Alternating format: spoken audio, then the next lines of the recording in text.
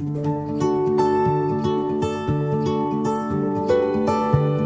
everyone. So today I am going to introduce two very important topics of class 12 physics chapter 1st, electric charge and field. The topics are flux and Gauss law. We know that if there is an electric charge, there must be electric field around that charge. And if we have electric field, so that field is due to the presence of any electric charge. Means both are related to each other. And if we talk about electric field lines, so electric field lines gives the direction as well as the strength of any electric field. The direction of electric field line generally radially outward or radially inward depending on the charge, what kind of charge we have. And as we go closer to the electric charge, the density of electric field line is increased. So that represents the electric field strength is increased over there. Or as we go far from the electric charge, the density of electric field line is decreased, so that represent the strength of electric field is less over there. If we talk about electric flux, so electric flux is the electric field lines which are linked with the surface area, or we can say that which are passed perpendicular to the surface area.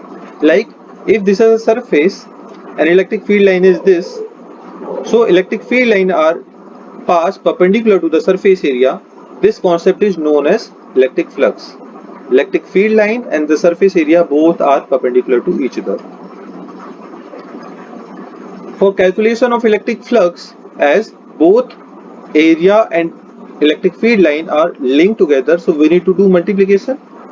We know that electric flux or electric field is a vector quantity, but क्या area vector quantity है या नहीं? Let's find over here. I have taken a rectangle over here, A, B, C, D. We know that the area of rectangle is length into breadth. If we take length as AB as vector like displacement, BC also as vector quantity like displacement. So here AB and BC are vector quantity and they are multiplying with each other. And we know that if two vector quantity are multiplying with each other and they are perpendicular to each other, so the resultant would be the vector quantity, just like torque, force into perpendicular distance, and torque is a vector quantity. So similarly over here, AB and BC both are multiplying with each other and they are making 90-degree angle with each other, means the resultant would be vector quantity. Means the area of this rectangle is a vector quantity, that is called area vector. And obviously if area is a vector quantity, so it has certain direction. So direction can be calculated with the help of screw rule. Just imagine the screw and rotate the screw in the direction of AB to BC. The screw goes in the Z direction, minus Z direction. So that gives the direction of this area vector, and direction of area vector is in minus Z direction. That is represented by minus K cap. So it is written by like this: AB cross BC minus K cap. K cap gives the direction of minus Z axis. And if we need to find the magnitude of this area vector, we need to do like this: AB into BC sine theta, and over here the theta is the angle between AB and BC, as theta is 90-degree and sine 90 is 1, so the magnitude would be only AB into BC. So this is how we can find the area vector and magnitude of area vector.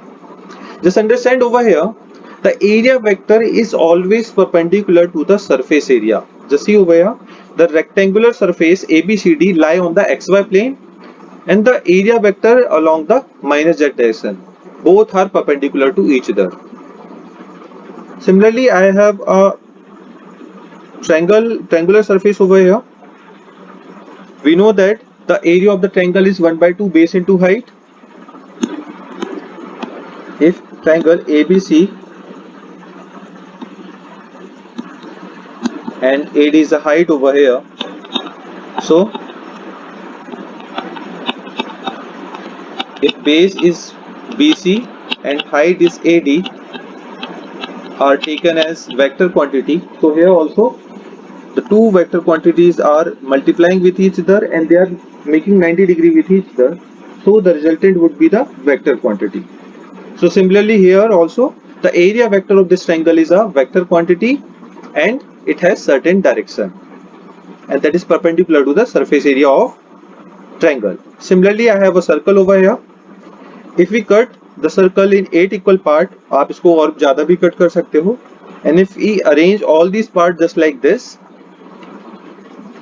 correct this figure, so you'll get the rectangle. And as we discussed earlier that the area vector of rectangle is always perpendicular to the surface, so the area vector of circle is also a vector quantity, or it has certain direction.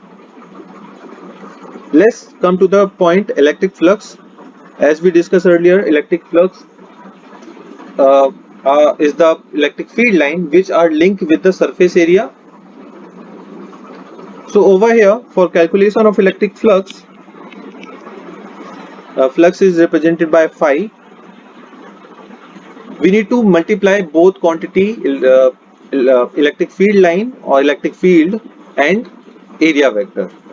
And as the direction of area vector is perpendicular to the surface area, and as electric field line is also perpendicularly passing to the surface area, so the direction of area vector and electric field line are along the same direction. So here we need to do multiplication, and we know that if two vector quantities are multiplying with each other and they have same direction, so the resultant would be scalar quantity. Just like work, force into displacement, and work is a scalar quantity. The force and displacement both are along the same direction and work is a scalar quantity. Similarly here the electric field line or electric field and area vector both along the same direction, so the flux is a scalar quantity.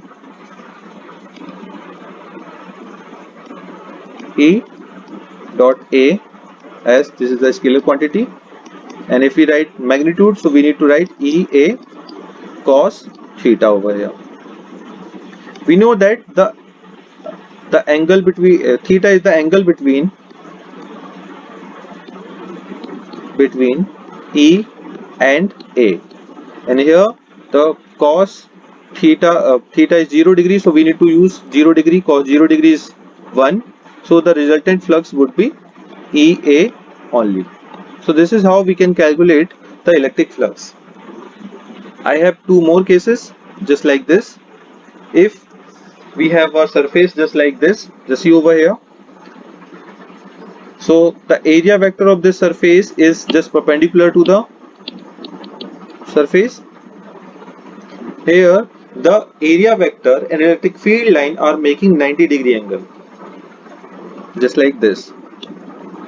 So for calculation of flux, we need to write EA cos 90°, and we know that the angle cos 90° is 0, so the flux would be 0 over here. The resultant flux would be 0 over here. Similarly, I have a second case. Here the plane is tilt a little bit in the electric field, so the area vector is perpendicular to the surface area and it is making certain angle with the electric field. If this angle is theta, so the flux can be calculated like EA cos theta. Let's discuss about Gauss law. If there is an electric field, so that field is due to the presence of an electric charge. Without that charge, we can't find electric field and not even electric flux. If we put a closed surface body just like cube in that electric field, so the electric field line are passed through the surface of the cube. So we can say that electric flux is linked with the surface of that cube, and that value of flux has some value that can be calculated. But if we place the charge inside at the center of the closed surface body, so where the electric field lines are originated and cross all over the surface of the body, so we can say that electric flux is linked with the total surface of the body, and that total flux has fixed value. This concept has been given by the Gauss law.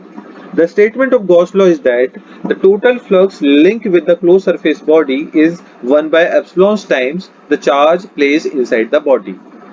Means whatever the charge you place inside the body, the total flux of that body would be 1 by epsilon times of that charge.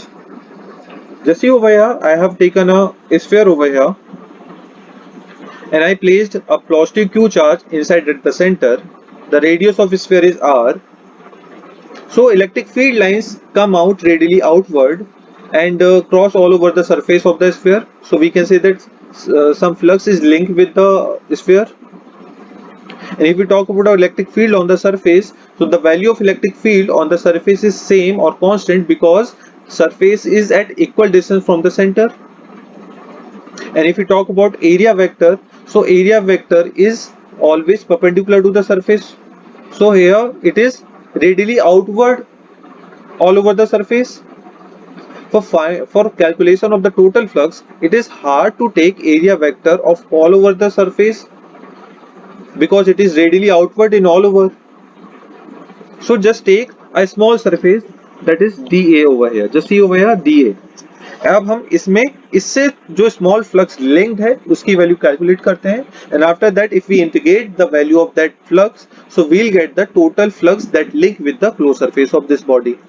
Just see over here, the small value of that flux dq, which is linked with the small surface area, that dA, so that is E dA, because the value of E is same all over the surface, so E is constant, and the small surface is dA over here. Let integrate this EdA, integration of EdA. Here E is constant, so E comes out and dA would be in the integration. The total flux would be phi total after integration, that will come phi total. The value of E is 1 by 4 pi epsilon naught Q by R square. The integration of dA gives the total surface area of the sphere. The total surface area of the sphere is 4 pi R square. 4 pi to 4 pi cancel, R square to R square cancel, so the resultant would be Q by epsilon naught. So this is how we can calculate the total flux linked with the total surface area of the closed surface body if the charge is placed inside the body. Okay, so whatever the body we use, like a conical body, like a cubical or cuboidal body, or like cylinder, the total flux would be 1 by epsilon times the charge what we put inside that body.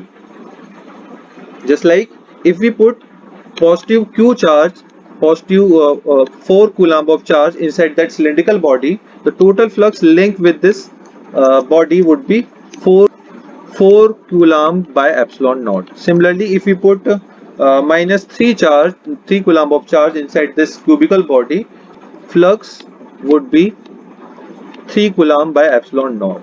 So this is how we can calculate, we can use the Gauss law to finding the total flux, and Gauss law is very helpful to find the electric field and electric flux. How to use Gauss law to finding the electric field as well electric flux, we'll learn in the next video.